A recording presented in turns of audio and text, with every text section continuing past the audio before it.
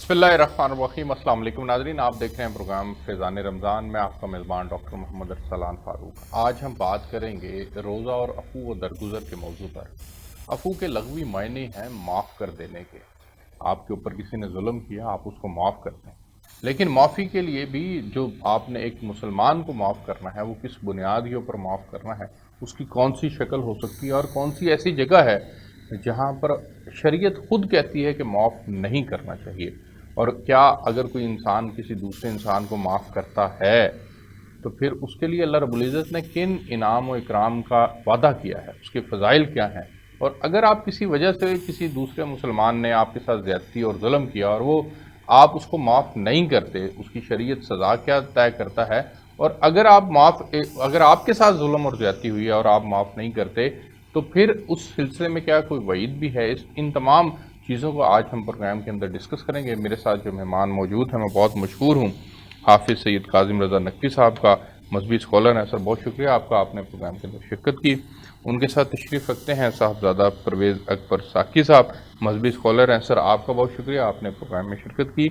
उनके साथ तशरीफ़ रखते हैं अल्लामा फ़िदाउर रहमान हैदरी साहब, मजहबी स्कॉलर हैं। सर आपका बहुत शुक्रिया, आपने प्रोग्राम के अंदर शिरकत की। मैं सर सबसे पहले हाफिज़ साहब आपसे आगाज़ करना चाहूँगा कि अल्लाह रब्बुल इज़्ज़त ने इंसान की तबीयत के अंदर उसके मिजाज का हिस्सा बनाया है। वो उसको गुस्सा भी आता है, वो नरम मिजाज भी हो जाता है, वो तल्ख भी बाज़ औक़ात बहुत ज़्यादा हो जाता है। उसके अंदर अल्लाह ने हिलम और सख्ती का भी मादा जो है वो रखा है। उसके अंदर बदला और इंतकाम का मादा भी उसके अंदर रखा गया है। इस सब के मिजाज का हिस्सा होने के बावजूद तरजीह देनी है अफ़ू व दरगुज़र को। तो मैं चाहूँगा कि आज के इस मौजू की मुनासबत से रोज़ा और अफ़ू व दरगुज़र का जो बाहमी ताल्लुक़ है उसके ऊपर रोशनी डालें आप। बिस्मिल्लाहिर्रहमानिर्रहीम। फैज़ान रहमान प्रोग्राम सच टीवी, इसमें आज का मौजू आपका अफ़्व व दरगुज़र। मैं तो इस सिलसिले में यही अर्ज़ करूँगा कि रोज़े की अगर हकीकत को देखा जाए तो इसमें बुनियादी तौर पर कुरान मजीद की जो आयत है रोज़े के हवाले से कि ए ईमान वालो, रोज़े तुम पर फ़र्ज़ किए गए जैसे तुमसे पहलों पर, लअल्लकुम तत्तकून, ताकि तुम तकवे की मंजिल पर आ जाओ। अगर इस तकवे की गहराई में चले जाएं तो आपको यही अफ़्व दरगुज़र नज़र आएगा। तकवे की गहराई में। तकवे की गहराई में चले जाएं। तकवा बज़ाते खुद तो यह है कि बुराई से रुकना, लेकिन बुनियादी तौर पर अफ़्व दरगुज़र जो है ये सिफत है उस ज़ात की। वो गफूर रहीम है, वो बख्शने वाला है, वो मेहरबान है, वो रहम करने वाला है, 70 माओं से ज़्यादा प्यार करने वाला है। बेशक, कोई शक नहीं। कमी कोताही करने वाला इंसान उसके लिए रहमत के दरवाज़े खोलने वाला है। और अफ़्व दरगुज़र के लिए इस हवाले से भी उस ज़ात ने अपनी ज़ात के हवाले से तो इतना बेहतरीन अपनी इस प्यारी मखलूक के लिए फार्मूला दिया है कि अगर ये बंदा कोई अच्छा काम करता है तो नहीं, अच्छा काम नहीं करता बल्कि अच्छे काम की नीयत करता है, तो हमारे यहाँ पर वो किरामन कातिबीन, ये लिखने वाले फरिश्ते, जैसे आप देख रहे हैं यहाँ टीवी में सिलसिला हर चीज़ आपके टेप हो जाता है, जी। ये सारे का सारा वमन यामल मिस्काल ज़र्रतिन खैरन यरा वमन यामल मिस्काल ज़र्रतिन शर्रन यरा। बिल्कुल ज़र्रा ज़र्रा नोट हो रहा है। तो इनको हुक्म होता है कि अभी मेरे बंदे ने इरादा किया है नेकी का, लिख लो। और जब वो एक नेकी लिख ली जाती है, जब वो नेकी करता है तो 10 नेकियां लिख ली जाती हैं। सुभान अल्लाह। इरादा करने पर एक नेकी और करने के बाद करने 10 पर नेकी। 10 नेकियां। लेकिन इतना अफ़्व दरगुज़र करने वाला है, रहम करने वाला है, और ये चाहता है कि मेरे बंदे में भी ये सिफत मौजूद हो, क्योंकि वो काम कर खुद सकता है लेकिन हमारे ज़रिए कराना चाहता है। मसलन ये खुम्स है, ज़कात है, फ़ितरा है, खैरात है, कहता है मेरे बंदों को दो, वमिम्मा रज़क़नाहुम युनफ़िकून, इस रिज़्क़ में से खर्च करो। जी। میں عموماً گفتگو کے دوران رد کیا کرتا ہوں سمجھنے کے لیے، یا اللہ تو سب کچھ دے سکتا ہے، ہمیں کہتا ہے دے، اس کو محتاج بنا دیا ہے، ہمیں دینے والا، ہمیں سے مراد دینے والے کو کہا کہ تو دے، تو یا اللہ تو ہی دے دے۔ وہ اتنا رحیم ہے، اتنا کریم ہے، اتنا بخشنے والا ہے، وہ کہتا ہے کہ میں چاہتا ہوں تمہیں عزت ملے، سبحان اللہ، سبحان اللہ، تمہیں واہ واہ، عزت ملے۔ تو موضوع ہے عفو و درگزر۔ جی، اللہ کی ذات جب یہ انسان کوئی کوتاہی کرتا ہے، غلطی ہوتی ہے، گناہ ہوتا ہے، چاہے انسانوں کے حوالے سے ہی ہوتا ہے، اللہ کا کون کوئی کیا بگاڑ سکتا ہے، تو وہ جو نافرمانی کرتا ہے اسی کو گناہ کہا جاتا ہے۔ تو اس میں درگزر عفو کا پہلو اللہ نے یہ رکھا ہے کہ اس فرشتے کو حکم ہوتا ہے کہ اس نے ارادہ کیا ہے، اس کا گناہ ابھی نہ لکھنا، سبحان اللہ، بالکل ٹھیک، پھر وہ گناہ کرتا ہے، پھر روک دیا جاتا ہے کہ ابھی نہ لکھنا، شاید میرا پیارا بندہ پشیمان ہو جائے، استغفار کر لے، توبہ کر لے اور اس گناہ سے ہٹ جائے، پھر جب وہ کر لیتا ہے تو پھر حکم ہوتا ہے ابھی بھی نہ لکھو، شاید یہ معافی مانگ لی، شاید یہ معافی مانگ لے۔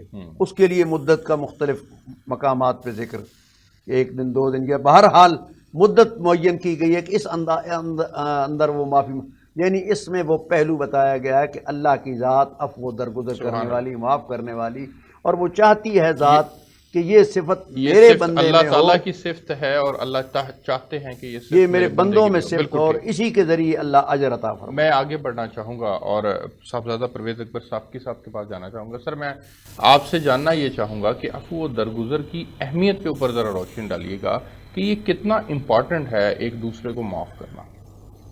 الصلاۃ والسلام علیکہ یا رسول اللہ وسلم علیکہ یا حبیب اللہ۔ آج کے اس ماہ رمضان المبارک کے مقدس مہینے میں فیضان رمضان پروگرام کے حوالے سے میں یہ بتانا چاہتا ہوں کہ عفو اور درگزر کرنا ایک بہت بڑی نیکی ہے، جس کا سبق ہمیں رسالت مآب حضور اکرم صلی اللہ علیہ وآلہ وسلم نے دیا۔ ہمیں چاہیے کہ ہم اپنے اندر برداشت کو پیدا کریں، صبر کو پیدا کریں۔ جب تک ہمارے اندر برداشت نہیں ہوگی ہم ایک دوسرے کے ساتھ لڑتے رہیں گے۔ جب ہمارے اندر برداشت اور صبر آ جائے گا تو اس وقت اس ماحول کو بھی صبر آ جائے گا، اور ہماری وجہ سے کسی انسان کو تکلیف نہیں پہنچے گی، تلخیاں کم ہوگی۔ اگر کوئی ہمارے ساتھ زیادتی کرتا ہے تو ہمیں چاہیے کہ ہم برداشت کر دیں، اور ہمیں اسے جواب میں یہ کہنا چاہیے کہ میں روزے سے ہوں۔ اس کا اس سے مراد یہ ہے، یعنی آپ کے ساتھ کسی نے غلط بات کی، سخت گالی دی، تو آپ اس کو جواب میں یہ کہیں کہ میں روزے سے ہوں، کہ میں آپ کو کوئی اس کا جواب سخت نہیں دینا چاہتا، جس سے انسان کے اندر جو دینے والا ہے اس کے اندر بھی نرمی پیدا ہوگی۔ اور میں یہ سمجھتا ہوں کہ خانہ خدا میں ایک شخص طواف کر رہا تھا، بزرگ شخصیت تھی، تو ایک نوجوان کی اس پہ نظر پڑی، تو ان بزرگوں کے ہاتھوں میں ایک بیگ تھا، تو وہ نوجوان کی نظر پڑی، اس نے سمجھا اس میں پیسے ہوں گے، تو وہ اس نے ان سے وہ بیگ چھینا اور دوڑ لگا دی۔ تو اس بزرگ نے کہا کہ میرا بیگ کس نے چھینا ہے؟ رش کی وجہ سے وہ نہیں پتہ چلا کس نے چھینا ہے۔ وہ نوجوان دوڑتا دوڑتا کچھ دور چلا گیا، جب وہ تھوڑا سا آگے گیا تو اس کی بینائی چلی گئی۔ جب اس کی بینائی چلی گئی تو وہ رونے لگ گیا، چلانے لگ گیا، تو کافی لوگ اکٹھے ہو گئے اس کے پاس اور جمع ہوئے اور کہنے لگے کہ کیا ہوا تیرے؟ وہ بتانے لگا کہ میں نے اس طرح ایک بزرگ کا بیگ چھینا ہے، تو میں آ رہا تھا، میری بینائی چلی گئی، مجھے لگتا ہے کہ انہوں نے مجھے بد دعا دی ہے جس کی وجہ سے میری بینائی چلی گئی ہے۔ تو وہ کہتے ہیں کہ چلے آپ کو ہم لے چلتے ہیں جہاں سے آپ نے چھینا تھا اس بزرگ کے پاس۔ وہ اس کو لے کے اس جگہ پہ پہنچ گئے، لیکن وہ بزرگ اس وقت وہاں سے جا چکے تھے۔ تو انہوں نے لوگوں سے پوچھا تو لوگوں نے بتایا کہ وہ 5 وقت کی نماز ادا کرنے کے لیے خانہ خدا میں آتا ہے، تو آپ انتظار کریں، وہ نماز باجماعت ادا کرنے کے لیے آئے گا تو آپ ان سے مل لیجئے گا۔ جب وہ بزرگ نماز ادا کرنے کے لیے خانہ خدا میں تشریف لاتے ہیں تو وہ نوجوان ان سے وہ بتاتے ہیں کہ یہ بزرگ آ گئے ہیں جی۔ وہ معافی مانگنے لگ جاتا ہے، وہ کہتا ہے کہ آپ نے مجھے بد دعا دی جس کی وجہ سے میری جو ہے نا بینائی چلی گئی۔ تو وہ بزرگ کہتے ہیں کہ میں نے تجھے کوئی بد دعا نہیں دی، میں نے تجھے اسی وقت معاف کر دیا تھا۔ تو وہ کہتے ہیں کہ یہ کیسے ہو سکتا ہے، آپ نے بد دعا بھی نہیں دی اور آپ نے مجھے میری بینائی معاف بھی کر دیا اور بینائی بھی چلی گئی۔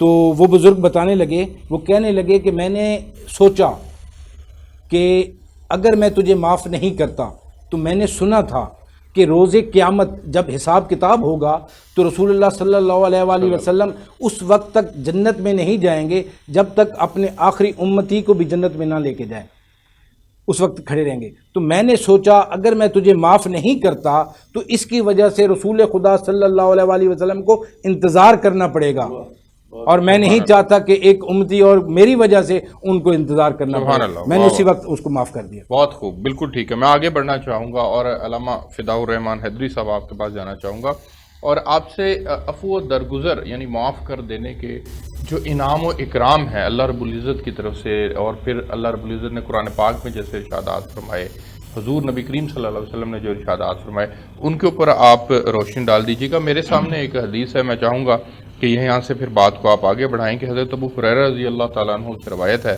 کہ آپ صلی اللہ علیہ وسلم نے فرمایا کہ معاف کرنے والے کی اللہ تعالیٰ عزت بڑھا دیتے ہیں۔ یہ اتنا بڑا کام ہے، میں چاہوں گا اس کے اوپر روشنی ڈالیے۔ بسم اللہ الرحمن الرحیم۔ مجھ سے قبل آج کے اس موضوع پر گفتگو فرما رہے تھے، انتہائی مؤثر انہوں نے اپنا نکات پیش فرمائے۔ روزہ اور عفو درگزر یہ لازم و ملزوم ہیں۔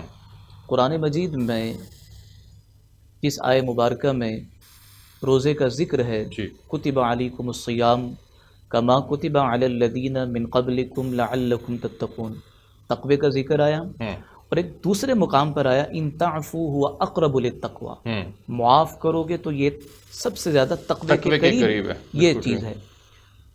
اور پھر دوسرے مقام پر ان تبدو خیرا او تخفوه او تعفو عن سوء فإن اللہ کان عفوا قدیرا۔ انعامات کے حوالے سے اللہ کے نبی صلی اللہ علیہ وسلم نے بشارتیں ارشاد فرمائی ہیں کہ ایک شخص جو حق پر ہوتے ہوئے دوسرے کو معاف کرے گا، اس کے لیے اللہ کے نبی صلی اللہ علیہ وسلم نے خوشخبری بیان فرمائی۔ یہاں ایک چیز یہ عرض کرنا چاہوں گا کہ دنیا میں رہتے ہوئے برائی کا بدلہ جب اچھائی سے دیں گے تو قرآن مجید یہ کہتا ہے کہ یدرؤون بالحسنۃ السیئہ، اور اسی سے پیچھے کہ برائی کا بدلہ اچھائی میں دینے سے محبت پیدا ہو جائے گی، باہمی الفتیں پیدا ہو جائیں گی۔ اور اس پر مجھے واقعہ یاد آیا، خلیفہ دوم حضرت سیدنا فاروق اعظم رضی اللہ تعالی عنہ سے ایک شخص ملنا چاہتا تھا، اور اس نے دوسرے صحابی سے عرض کیا کہ مجھے امیر المؤمنین سے ملاقات کروا دو۔ وہ شخص جب آیا ملاقات کے لیے تو اس نے برا بھلا کہنا شروع کر دیا، انتہائی نازیبہ گفتگو، اور حضرت فاروق اعظم غصے میں آئے۔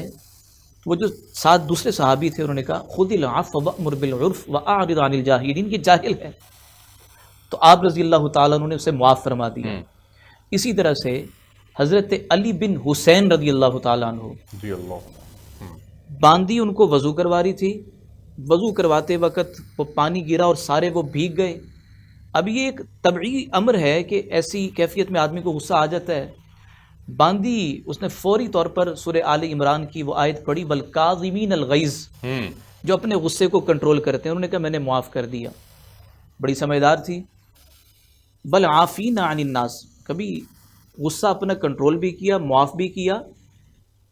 پھر اس نے تیسرا نقطہ پڑھا واللہ یحب المحسنین، فرمایا جا تجھے میں نے آزاد بھی کر دیا۔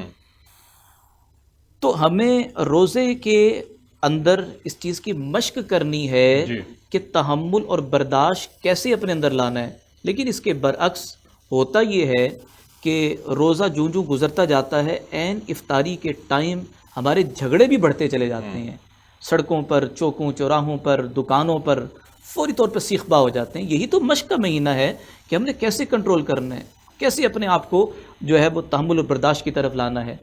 اللہ اکبر، اللہ اکبر۔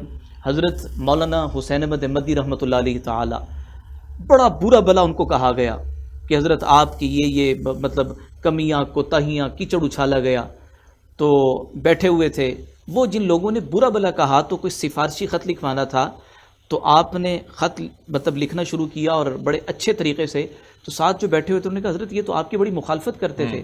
فرمایا کہ بھائی میں ان کی مخالفت نہیں کرتا، میں تو رات کے اندھیرے میں اپنے رب سے آہو گریہ زاری کر کے ان کے لیے دعا مانگتا ہوں، ان کے لیے دعائیں سبحان مغفرت اللہ، مانگتا سبحان ہوں. اللہ، بالکل تو ٹھیک. عفو درگزر قدم با قدم یہ رمضان المقدس کا ایک ایک لمحہ در حقیقت اس چیز کی مشق پریکٹس ہے کہ ہم عملی طور پر جو قرآن و سنت میں احکامات آئے ہیں معافی کے وہ اختیار کرنے والے اختیار بن کرنے جائیں. والا ہے. بالکل ٹھیک ہو گیا سر. مجھے ایک بریک پہ جانا ہے، میں بریک سے واپس آتا ہوں تو پھر علامہ صاحب آپ سے اس کی معاشرتی اہمیت کے اوپر ہم بات کریں گے کہ عفو و درگزر کرنا یہ کتنا ضروری ہے، اس کی معاشرے کے اندر ضرورت اور اہمیت کیا ہے، اس کے اوپر بات کیجیے گا. ایک بریک لیتے ہیں ناظرین، ہمارے ساتھ رہیے گا.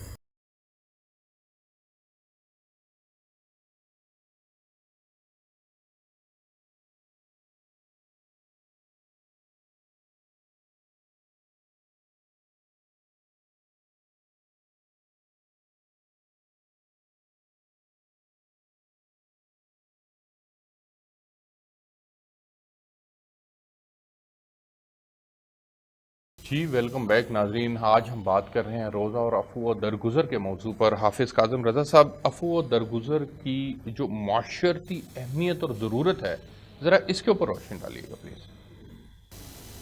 یہ ماہ مبارک عظمتوں والا مہینہ یہ ہمیں متوجہ کرتا ہے اسی طرف کہ آپ کے اندر ایک قوت ہونی چاہیے صبر برداشت کی، چاہے کھانے پینے کے حوالے سے ہو، چاہے غصے کے حوالے سے ہو، چاہے زبان کو روکنے کے حوالے سے.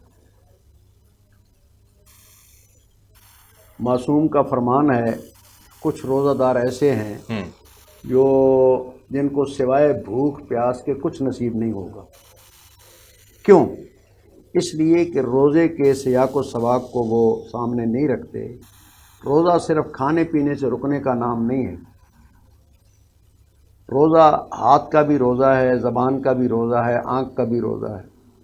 ایک ایسا شخص جو بد زبان ہے یا غصے والا ہے، جو دوسرے کو اذیت پہنچاتا ہے، اذیت تکلیف پہنچاتا ہے، سمجھ لے کہ وہ روزے کی حالت میں نہیں ہے. ایک شخص ایسا جو گالی دے رہا تھا، غصے ہو رہا تھا، تو انہیں کہا گیا بھائی تو کیا روزہ ہے تیرا؟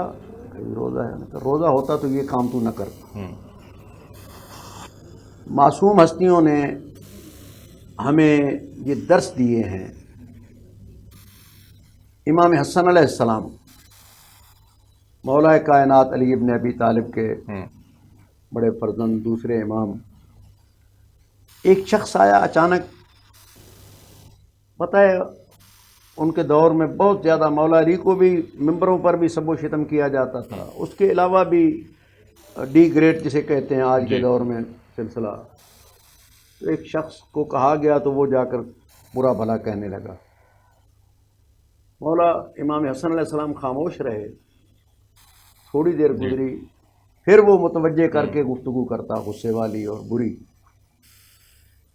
جب تیسری مرتبہ اس نے جھنجھوڑ کر اس حوالے سے کہ یہ تو متوجہ ہی نہیں ہو رہے، متوجہ ہوئے تو ان کا میں آپ کو کہہ رہا ہوں. مولا امام حسن علیہ السلام ارشاد فرماتے ہیں بھائی میں سن رہا ہوں، مجھے معلوم ہے یہ باتیں وہی کرتا ہے جو پریشان ہوتا ہے. تجھے کوئی پریشانی ہے؟ واہ واہ واہ واہ. تجھے کوئی پریشانی ہے؟ مجھے اپنی پریشانی بتا. تجھے اگر سواری کی ضرورت ہے تو حسن دینے کے لیے تیار. اگر تجھے کھانے پینے کی کسی چیز کی ضرورت ہے تو تجھے دینے کے لیے تیار. سبحان اللہ. واہ. اگر تیرا قرض ہے، کوئی معاملات ہیں، گھریلو معاملات ہیں، تو وہ تجھے دینے کے لیے تیار. یعنی کہ ایک آدمی آ کر بد اخلاقی کر رہا ہے اور آپ اس کا رسپانس کیسے دے رہے ہیں. سبحان بجائے اللہ. معاف کرنے کے اس سے بڑھ کر اسے احسان کہتے ہیں. یہ معصوم ہستیوں کا وتیرہ یہی رہا. یہی کہتے ہیں نا کہ ایک ہوتا ہے خیرات کرنا اور ایک ہوتا ہے دو شخص ہوتے ہیں. ایک ہوتا ہے اپنی طرف سے کیا کرتے ہیں، سخاوت کرتا ہے. سخاوت وہ ہوتی ہے جو اپنے پاس سے ضرورت کا کسی کو دے دینا. اور سخاوت سے بڑھ کے یہ ہوتا ہے کہ اپنی ضرورت کسی کے حوالے کر دینا. سبحان اللہ. تو یہ ہستیاں وہ ہیں کسی کی زبان روکنے کے لیے. ایک شخص کو حکم دیا گیا، معصوم نے ارشاد فرمایا، آج ہی جمعہ کے خطبہ میں بھی میں نے یہ عرض کیا ہے کہ انہیں کچھ باتیں معصوم امام جعفر صادق علیہ السلام نے ارشاد فرمائیں. تو وہ کہنے لگا جی مجھے یہ بہت باتیں پسند آئی ہیں، میں چاہتا ہوں کہ میں انہیں آگے پھیلاؤں. میں انہیں آگے پھیلاؤں. آگے پھیلاؤں. تو امام جعفر صادق علیہ السلام فرماتے ہیں مجھے تو خوشی ہے کہ میری ایک بات سن کر آگے تم پھیلانا چاہتے ہو. یہ تو کام نبیوں کا ہے، معصوموں کا ہے، اماموں کا ہے، ولیوں کا ہے. ٹھیک ہے. ایسی بات کا کرنا، کسی کو برائی سے روکنا، کسی کے اندر صبر و تحمل پیدا کرنا، کسی کو غصے سے روکنا، یہ معاملات. میں کہا ٹھیک ہے مجھے اجازت ہے. ہاں لیکن ایک شرط ہے، تو یہ کام ضرور کر لیکن زبان سے نہیں بات کرنی. ٹھیک ہے. زبان سے بات نہیں کرنی. نہیں کرنی. مولا میں کیسے کروں گا کہ اگر میں نہیں بتاؤں گا آپ کا فرمان زبان کے ذریعے تو کیسے پتہ چلے گا اسے کہ میں کیا کہنا چاہتا ہوں. انہوں نے کہا کہ تم اپنی زندگی کا دستور ایسے بنا، اگر کوئی برا بھلا کہتا ہے تو اسے معاف کر دے. سبحان اللہ. کوئی اگر غصے ہوتا ہے تو اس سے نرمی کے ساتھ پیش آ. کوئی اگر بھوکا ہے تو اسے دے. کھانا کھلا. کوئی پریشان حال ہے تو اس کی پریشانی دور کر. کوئی مریض ہے تو اسے جا کر تو اپنے عمل و کردار کے ذریعے بغیر بولے ہماری تبلیغ جا کر پہنچا. سبحان اللہ. بالکل ٹھیک. تو یہ ہمیشہ انبیاء کا وتیرہ بھی رہا ہے اور کائنات عالم کے انبیاء کا سردار وتیرہ بھی رہا ہے، کوئی شک نہیں ہے اس میں. میں آگے بڑھنا چاہوں گا اور صاحبزادہ پرویز اکبر ثاقب صاحب آپ کے پاس جانا چاہوں گا. حضرت عبداللہ بن عمر بن عاص رضی اللہ تعالیٰ عنہ سے روایت ہے کہ آپ صلی اللہ علیہ وسلم نے فرمایا تم مخلوق پر رحم کرو اللہ تم پر رحم فرمائے گا، اور تم لوگوں کو معاف کرو اللہ تمہیں معاف کرے گا. یہ جو بات ہے کہ تم لوگوں پر رحم کرو، مخلوق پر رحم کرو، اللہ تم پر رحم کرے گا، اور تم لوگوں کو معاف کرو اللہ تمہیں معاف کرے گا، یہ آج ہمارے معاشرے کا حصہ بہت کم ہے. ہمارے تھانے کچہریاں، ہمارے گھر بار، لڑائی جھگڑے، معاملات، مسائل بڑھتے چلے جا رہے ہیں. معاشرہ اس طرف آ نہیں رہا، لوگوں کے اندر معاف کرنے کا جذبہ نہیں ہے. میں چاہوں گا کہ یہ کیسے انسان کے اندر پیدا ہو سکتی ہے، یہ بات کیسے معاشرے میں ہر آدمی کا حصہ بن سکتی ہے، ذرا اس کی اہمیت پہ روشنی ڈالیے گا. اسلام بھائی، میں جیسے آپ کو پہلے ہی بتایا تھا کہ ہمارے اندر برداشت ختم ہو چکی ہے. اگر ہمیں کوئی ایک بات کہتا ہے تو ہم اس کو جواب میں دو باتیں کہتے ہیں. تو ہمیں یہ چاہیے کہ ہمیں رسالت مآب صلی اللہ علیہ وآلہ وسلم اور آل بیت علیہ السلام کی سیرت پہ عمل کریں، ان کو پڑھیں. پڑھنے کی ضرورت ہے. آج کل ہم پڑھتے نہیں ہیں. آج کل انتہائی معذرت کے ساتھ جو علماء کرام اور کہتے ہیں ہم ان پہ عمل کرتے ہیں، ریسرچ نہیں کرتے، ہم پڑھتے نہیں ہیں. تو رسول خدا صلی اللہ علیہ وآلہ وسلم کسی جنگ سے واپس آ رہے تھے تو صحابہ کرام کے ساتھ، تو راستے میں انہوں نے پڑاؤ کیا. وہ سو رہے تھے کہ ایک شخص آیا ان کے خیمے کے اندر. آپ کی تلوار جو ہے نا دیوار کے ساتھ خیمے کے ساتھ لٹکی ہوئی تھی.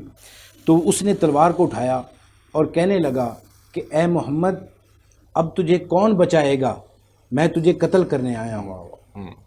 تو رسول اللہ صلی اللہ علیہ وسلم فرماتے ہیں کہ میں جب سوتا ہوں نا تو میری آنکھیں بند ہوتی ہیں لیکن میرا دل جاگ رہا ہوتا ہے. تو آپ صلی اللہ علیہ وسلم اٹھ کے بیٹھ جاتے ہیں. تو آپ کہتے ہیں، وہ شخص دوبارہ کہتا ہے کہ اے محمد میں تجھے قتل کرنے آیا ہوں، تجھے کون بچائے گا.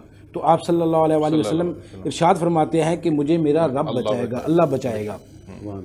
تو وہ شخص جو ہے نا اس کے ہاتھ کانپنے لگ جاتے ہیں اور تلوار جو ہے نا وہ نیچے گر جاتی ہے. تو آپ نے ارشاد فرمایا کہ اب تو مجھے بتا کہ تجھے مجھ سے کون بچائے گا. نبی پاک صلی اللہ علیہ وسلم اٹھا لیتے ہیں تجھے کون بچائے گا مجھ سے. تو وہ شخص رونے لگ جاتا ہے اور اپنے سر کو نیچا کر لیتا ہے. تو رسول خدا صلی اللہ علیہ وآلہ وسلم اس کو معاف کر دیتے ہیں اور آخر میں اس کو وہی تلوار گفٹ کر دیتے ہیں. میں یہ سمجھتا ہوں کہ ان کی سیرت پہ ہمیں عمل کرنا چاہیے، بہت ضروری ہے، اور پڑھنا چاہیے. اسی سے معاملات حل ہوں گے، اسی سے معاملات حل ہوں گے، معاشرہ بہتر ہوگا. اور پھر ہمیں ہمارے دل کے اندر جب یہ اللہ کی عظمت بیٹھی ہوگی کہ یہ اللہ کا حکم ہے کہ ہم نے اپنے مسلمان بھائی کو یا کسی کو بھی کسی بھی بنیاد کے اوپر کوئی غلطی سرزد ہو گئی ہے تو ہم اس کو معاف کر دیں، تو یقیناً اللہ اس کا ریوارڈ دے گا. جب یہ بات ہمارے دلوں میں بیٹھی ہوگی، اللہ کی عظمت ہمارے دلوں میں بیٹھی ہوگی، تو پھر معاف کرنے کا جذبہ بھی ہمارے درمیان ہوگا. بالکل اس طرح بات ہے. برداشت کا یہ عالم ہے کہ ہم اگر گاڑی میں جا رہے ہیں تو پیچھے سے شخص جو ہے نا جی اس کو جلدی ہے تو وہ 2-3 ہارن دے دیتا ہے تو ہم گاڑی سے اتر کے اس کو گالیاں دینے لگ جاتے ہیں. بالکل ایسے ہی ہے. اور یہ جب ہم کسی کو معاف کریں گے، ہم عفو و درگزر کا معاملہ کریں گے، تو پھر اس میں بے شمار متعدد احادیث ہیں، روایات ہیں، انعامات کے جو وعدے کیے گئے. ان میں میرے سامنے ایک حدیث ہے، حضرت ابی بن کعب رضی اللہ تعالیٰ عنہ سے روایت ہے کہ رسول اللہ صلی اللہ علیہ وسلم نے فرمایا کہ جو شخص یہ چاہتا ہے کہ جنت میں اس کے لیے محلات تعمیر کیے جائیں اور اس کے درجات بلند کر دیے جائیں، تو اسے چاہیے کہ وہ ظلم کے جواب میں عفو و درگزر سے کام لے، محروم کرنے والے کو عطا کرے اور قطع تعلق کرنے والے سے صلہ رحمی کا سلوک کرے۔ تو یہ انعامات بھی ہیں۔ میں آگے بڑھنا چاہوں گا اور علامہ فداء الرحمان حیدری صاحب کے پاس جانا چاہوں گا۔ سر، ہمارے معاشرے کے اندر امن اور سکون کا قائم کرنا یہ بڑا امپورٹنٹ ہے، اور خوشگوار ماحول قائم ہو جائے، حالات بہتر ہو جائیں، اس کے لیے عفو و درگزر نے تو اپنا ایک کلیدی کردار ادا کرنا ہے، لیکن سر یہ ایک معاشرتی ترقی کی بھی ضمانت ہے عفو و درگزر اگر ہم کرتے ہیں تو۔ میں چاہوں گا یہ جو معاشی ترقی کی ضمانت ہے اس کے اوپر ذرا روشنی ڈالیے گا۔ ڈاکٹر صاحب، انتہائی نفیس طریقے سے آپ سوالات کر رہے ہیں۔ آپ نے معاشرتی حسن کی بات کی اور اخلاقی ترقی کے حوالے سے آپ نے سوال اٹھایا۔ لفظ معاشرہ اگر اسی لفظ کو دیکھا جائے تو سورہ نساء میں عاشروہن بالمعروف،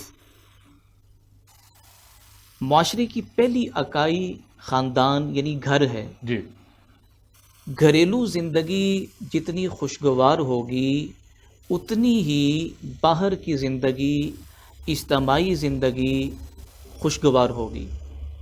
عاشروہن بالمعروف، نبی پاک صلی اللہ علیہ وسلم نے فرمایا کہ تم میں سے بہترین وہ ہے جو اپنے گھر والوں کے لیے بہتر ہو، اور میں سب سے زیادہ اپنے گھر والوں کے حق میں بہتر ہوں۔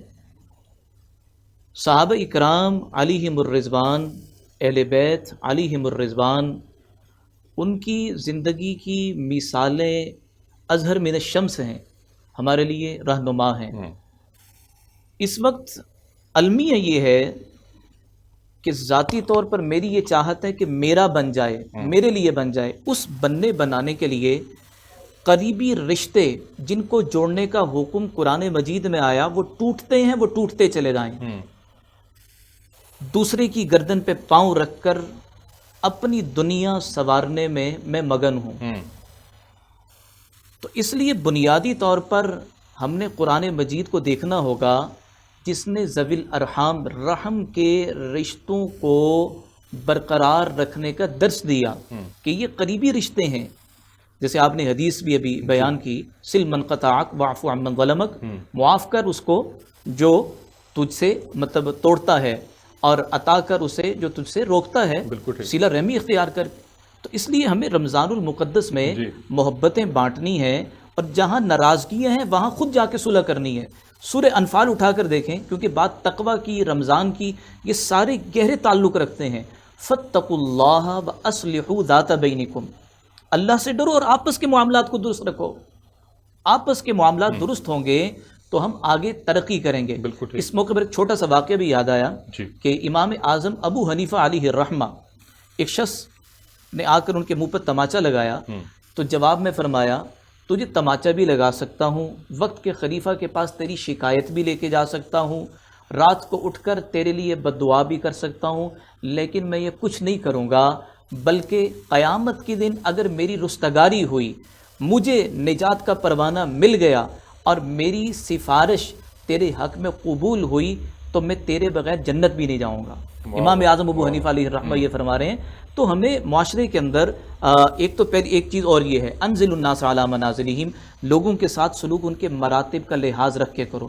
جہاں جہاں میری ذمہ داریاں ہیں، جو حقوق میرے ذمے ہیں، میں ان کو پورا کرنے والا بنوں۔ اچھا علامہ صاحب، اس میں ایک نقطہ یہ بھی ہے کہ جو آدمی کسی کے ساتھ ظلم کرتا ہے اور وہ ظلم کرنے والا ظاہر ہے مظلوم اس کو معاف کر دیتا ہے، تو مظلوم نے تو معاف کر دیا، لیکن اگر مظلوم کسی وجہ سے اس کو معاف نہیں کرتا تو اب اس صورت کے اندر وہ اس کا بدلہ لیتا ہے، تو شریعت بدلہ لینے کا بھی تو حکم دیتی ہے نا؟ جی بالکل، بہت اچھی بات۔ چھٹے پارے کا آغاز، لا يحب اللہ الجہر بالسوء من القول الا من ظلم، کیونکہ ایک اچھا پہلو ہے، اور یہاں کسی کے ذہن میں یہ نہ آئے، ناظرین کے ذہن میں نہ آئے، اگر معافی ہی معافی ہے تو پھر عدالت کا سسٹم ہی نہیں ہونا چاہیے، کچہری تھانہ ہونا ہی نہیں چاہیے، سزاؤں کا تصور نہیں ہونا چاہیے۔ تو یاد رکھیے گا کہ معافی ہے اپنے ذاتی حوالے سے، ذاتی معاملات میں، جہاں معاملات اجتماعی آ جائیں تو پھر وہاں معافی نہیں، وہاں جو سزا شریعت نے مقرر کی ہے اس جرم کے ثبوت کے بعد وہ سزا دی جائے گی۔ اجتماعی سے مراد کیا ہے ناظرین کے لیے ذرا آسان کر کے اجتماعی سمجھا سے دیں۔ مراد یہ ہے کہ اس وقت جو مطلب قومی مفادات میں ٹھیک اگر ہے۔ کوئی رخن اندازی کر رہا ہے اور بحیثیت قوم نقصان پہنچا رہا ہے تو پھر اس کا جرم ثابت ہو جائے تو اس کو سزا دی جائے گی۔ وہاں معافی نہیں ہے کہ جی ہم معاف کر دیں، جب اس کا جرم ثابت ہو جائے تو اس کو سزا دی جائے گی۔ لا يحب اللہ الجہر بالسوء من القول الا من ظلم، جس پہ ظلم کیا جائے تو وہ اپنی درخواست لے کر استغاثہ لے کر عدالت جا سکتا ہے۔ یہاں ایک چیز اور بھی کہ ہم نے معاف کرنا ہے لیکن جس کو ہم معاف کر رہے ہیں اس کو سمجھائیں بھی۔ بعض دفعہ یہ ہوتا ہے کہ میں کہتا ہوں میں نے جی درگزر کیا، میں نے معاف کیا، اور جیسے مطلب ہمارے ہاں گلی محلوں میں ایک ہوتے ہیں کنٹوٹے ہو جاتے ہیں، کوئی بدتمیز آوارہ لوگ ہوتے ہیں، میں معاف کر دیتا ہوں باوجود اس کے کہ میں اس کو سیدھا کرنے کی طاقت رکھتا ہوں، اپروچ ہے میرے پاس، میں کہتا ہوں میں نے جانے دیے، درگزر کیا۔ اب وہ بندہ مزید دلیر ہونے لگتا ہے اور لوگوں کو نقصان پہنچاتا ہے۔ اس حوالے سے میں دیکھنا یہ ہے کہ معاشرے میں توازن برقرار رکھنے کے لیے اگر کوئی آدمی ایسی حرکتیں کرتا ہے تو قانون کے حوالے بھی اس کو کروائیں۔ بالکل ٹھیک۔ معافی کا یہ مطلب نہیں ہے کہ ہم جو ہے نا ہر وقت، ہر آن، ہر لمحے، ہر قسم کے مجرم کو معاف کرتے جائیں۔ معافی کے بھی کچھ تقاضے اور پہلو تقاضے ہیں۔ ہیں، بالکل ٹھیک ہے۔ آگے بڑھتے ہیں اور آگے ناظرین ایک بریک لیتے ہیں، بریک سے واپس آئیں گے تو پھر یہ عفو و درگزر کے موضوع کے اوپر تفصیل سے ہم بات کریں۔ حافظ کاظم رضا صاحب سے جو ہے گفتگو کو آگے بڑھائیں گے، ہمارے ساتھ رہیے۔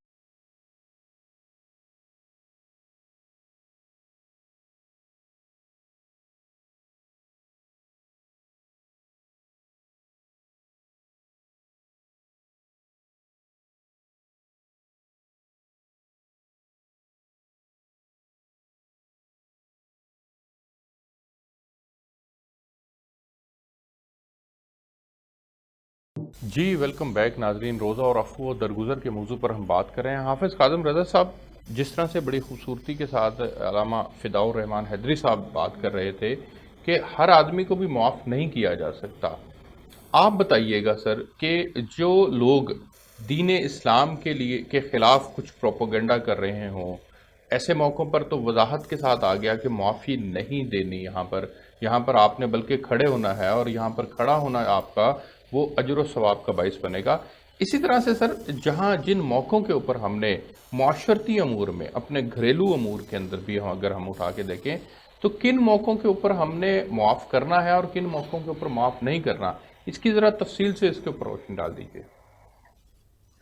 کن موقعوں پہ معاف کرنا ہے، کن موقعوں پہ معاف نہیں کرنا، دیکھنا یہ ہے کہ اگر ذات کے حوالے سے ہے، ایک ذات ہے وہ اپنے ذات کے حوالے سے معاف کرے تو اسے بہت بڑا اجر ہے، اور اگر قومی حوالے سے ہے تو پھر معاف کرنے کا کسی کو اختیار نہیں، جیسا کہ ابھی ذکر ہوا۔ عموماً قومی حوالے مساجد میں آپ جاتے ہیں جوتا چور پکڑا جاتا ہے، جی، معاف کر دینا چاہیے یا پولیس کے حوالے کرنا چاہیے؟ میرے خیال میں اسے ہلکی پھلکی سزا کے علاوہ اسے موقع دینا چاہیے سدھرنے کا، کیونکہ وہ اگر تھانے چلا جائے گا تو تھانے جانے کے بعد پھر ہمارا معاشرہ ایسا ہے کہ ہم اگر اصولی کام کرتے ہیں تو اس میں بے اصولی ہو جاتی ٹھیک ہے۔ ہے۔ مطلب پہلے وہ کم چور ہے، پھر وہ بڑا بن کے آئے گا کیونکہ وہاں ایسا دینا اس کا بن جائے گا ٹھیک ہے۔ مستقل۔ اس بات کو چھوڑ دیں، یہ موضوع پولیس حوالہ سلسلہ وہاں ہوتا ہے جہاں پر عدل و انصاف ہو، جہاں پر انصاف کی حکومت ہو۔ میں ایک بہت بڑا واقعہ آپ کے سامنے عرض کرنا چاہتا ہوں اسلامی۔ ابتدائی آغاز دن اسلام کے بہت بڑے بڑے دشمن، بڑے قد والے جو قبول نہیں کر رہے تھے نہ خدا کو نہ رسول کو، جب فتح مکہ ہوئی جی طاقت کو دیکھ لیا سب نے کہ رسول پاک یہ مصطفیٰ جس کو یتیم عبداللہ ہم کہتے ہیں یہ تو چھا گیا ہے، اب ہم اس کا مقابلہ نہیں کر سکتے۔ یہ سپر طاقتیں سر جوڑ کے بیٹھ گئیں، آج کل بھی ہیں نا، جی سپر طاقتیں سر جوڑ کے بیٹھ گئیں کہ اب سرنڈر کرنے، اب جھکنے کے علاوہ کوئی کام نہیں۔ لیکن وہاں پر بغیر اس چیز کے رسول پاک نے بذات خود اعلان کر دیا، جو سرنڈر کرنا چاہتا ہے، جو اپنے آپ کو جھکانا چاہتا ہے، جو اپنے آپ کو اس دائرے میں لانا چاہتا ہے ان کے لیے مقامات مقرر کر دیے. مثلا جناب ابو سفیان کا گھر بھی کہا کہ اس میں بھی جو آ جاتا ہے اس کے لیے بھی پناہ ہے. امن ہے، بالکل ٹھیک. یہ ہے وہ ہے. ہر ایک بڑے سے بڑا چودھری، میں اب نام لوں تو یہ ٹی وی ہے، معاملہ پتہ نہیں کہاں چلا جائے گا. بہت بڑے فن خان، کچھ لوگ تو اسلام کی حقانیت سے مرعوب ہو کر دائرہ اسلام میں ہوئے اور کچھ ڈنڈے کے زور سے. جناب ابی طالب، علی ابن ابی طالب کی وہ تلوار کی طاقت جو رسول پاک کے ذریعے چل رہی تھی، تو اس کے ذریعے لوگ خوف زدہ ہو گئے. انہوں نے کہا کہ یہ تو ہمیں مار دیں گے، اب ہمیں چاہیے جھک جائیں. اور منافقانہ طور پہ مسلمان ہوئے، اور جو منافقانہ طور پہ مسلمان ہوئے ان کو بھی رسول پاک نے معاف کر دیا.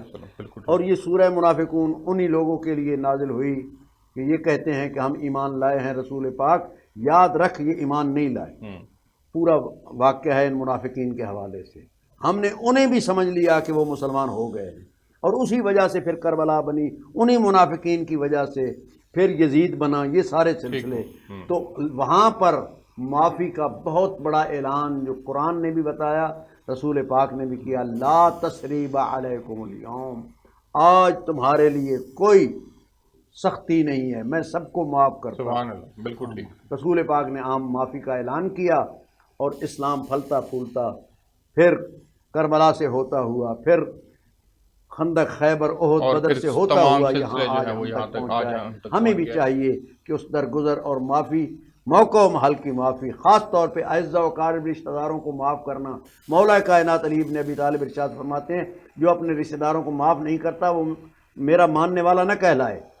اگرچہ غلطی ہی کیوں نہ ہو رشتہ داروں کی، معاف کرنے سے تمہیں بھی فائدہ ہے، اسے بھی فائدہ. سبحان اللہ. میں آگے بڑھنا چاہوں گا. آپ صاحبزادہ پرویز اکبر ساقی صاحب، میں چاہوں گا کہ آخر کے اندر آپ اس بات پہ روشنی ڈالیں کہ جو لوگ معاف نہیں کرتے ان سے کیا اظہار ناراضگی ہے، ان کے لیے کیا وعید ہے سر؟ میں یہ سمجھتا ہوں کہ ہمیں پڑھنے کی ضرورت ہے سیرت مصطفیٰ صلی اللہ علیہ وسلم کو. جس طرح میں نے پہلے کہا، جب ہم پڑھیں گے تو لازمی بات ہے ہمارا دل نرم ہو جائے گا. بالکل ٹھیک. کچھ ہستیاں ایسی ہوتی ہیں، شخصیات ایسی ہوتی ہیں جو سخت دل ہوتی ہیں، جن کے دل نرم نہیں ہوتے.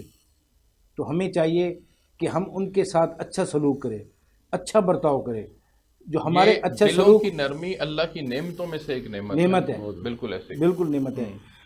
اچھا برتاؤ کریں گے، ہمارا اچھا برتاؤ دیکھ کر اس کا دل میں نرمی پیدا ہوگی. اس لیے کہ میں اس کے ساتھ زیادتیاں کرتا ہوں، یہ میرے ساتھ اچھا برتاؤ کرتا ہے. ایک دفعہ مولا کائنات کسی جنگ میں لڑ رہے تھے تو مخالف بڑی باتیں کر رہا تھا، تو اس سے مقابلہ ہوا تو مولا کائنات نے اس کو زیر کر دیا. اپنی تلوار چلانے لگے اس کے اوپر، تو اس نے مولا کائنات کی طرف تھونک دیا. تو مولا کائنات نے اپنی تلوار کو روک دیا اور اس کو جانے دیا. تو صحابہ کرام اور موجود تھے تو انہوں نے کہا کہ یہ تو زیر ہو گیا، آپ کے خلاف بڑی باتیں کر رہا تھا، آپ نے اس کو کیوں نہیں قتل کیا؟